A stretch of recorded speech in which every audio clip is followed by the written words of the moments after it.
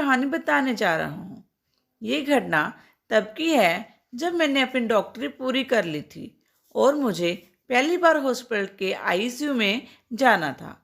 ICU में जब मैं गया तो मैंने देखा एक 30 साल की लड़की बेड पर लेटी हुई थी। उस लड़की का कार एक्सीडेंट हुआ था और वो पिछले 3 दिन से वेंटिलेटर पर थी। जो मरीज कोमा में चले जाते हैं या जिनका दिल काम करना बंद कर देता है, उन्हें वेंटिलेटर पर रखा जाता है। इस लड़की के बचने की उम्मीद बिल्कुल नहीं थी और आखिरी 3 दिन वेंटिलेटर पर रखने के बाद इस लड़की का वेंटिलेटर हटाना था ताकि उसे मृत घोषित किया जा सके। और दुर्भाग्य से ये काम मेरा था। मैं आईसीयू में दाखिल हुआ तो उस लड़की का पति, सास, माँ और माँ बाप सब कमरे में थे और आंसू बहा रहे थे। जैसे ही मैंने उस लड़की के घर वालों को देखा, मेरे शरीर में कपकपी शुरू हो गई, क्योंकि ऐसा मैं पहली बार देख रहा था। जैसे मैं उस परिवार के पास आया, उन्हें एहसास हो गया कि अब मैं वेंटिलेटर हटाऊंगा और फिर वो लड़की हमेशा के लिए उन्हें छोड़कर चली जाएगी।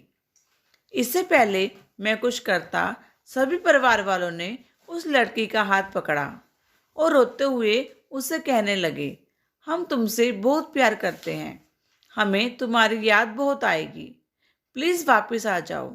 वो लड़की कोमा में थी, उसे कोई होश ना था। परिवार को ऐसे रट बिलखते देख मेरी तो जैसे सांस ही अटक गई थी। मैंने अपनी जिंदगी में ऐसा मौत का अनुभव कभी नहीं किया था। तभी अचानक मेरे पीछे से एक आदमी आया जिसके हाथ में करीब 3 साल का बच्चा था। बच्चा हंस रहा था और आप जानते हैं कि वो बच्चा इस लड़की का था। ऐसा लग रहा था कि बच्चा अपनी माँ को कई दिनों के बाद देख रहा है और इसलिए वह बहुत खुश था। लेकिन उसे क्या पता था कि उसकी माँ अब इस दुनिया से जाने वाली है। ये सब कुछ मैं देख नहीं पाया और फौरन आईसीयू के बाहर आ गया। उस दिन पहली बार ये सब देखकर मेरे आंसू निकल गए। मेरे साथ के डॉक्टर ने फिर मुझे समझाया कि डॉक्टरी में सख्त दिल रखना ही पड़ता है, वरना ये नौकरी करनी बहुत मुश्किल हो जाएगी।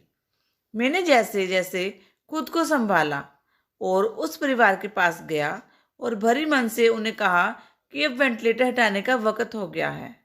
जैसे ही मैंने वेंटिलेटर उस लड़की के मुंह से हटाया, कुछ क्षण में ही उसकी मौत हो गई। डॉक्टरी में अब मैं अपनी आंखों के सामने कई मौतें देख चुका हूँ। सच कहूँ तो कई बार मुझे दुख भी होता है और कई बार मुझे कोई फर्क नहीं पड़ता। अब मैंने अपने जज्बातों पर काबू पाना सीख लिया है और शायद इसी वजह से ही मैं अभी तक अपनी नौकरी कायम रखे हूँ। कमजोर दिल वालों की डॉक्टरी